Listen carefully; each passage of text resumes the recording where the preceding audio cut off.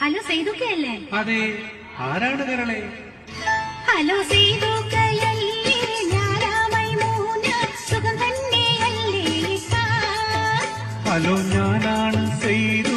എന്താണ് മൈമു? എന്താ വിശേഷം പൊന്നേ? ഹലോ സേതുക്കയല്ലേ, ഞാനാമൈ മൂന്ന് സുഖം തന്നെയല്ലേ?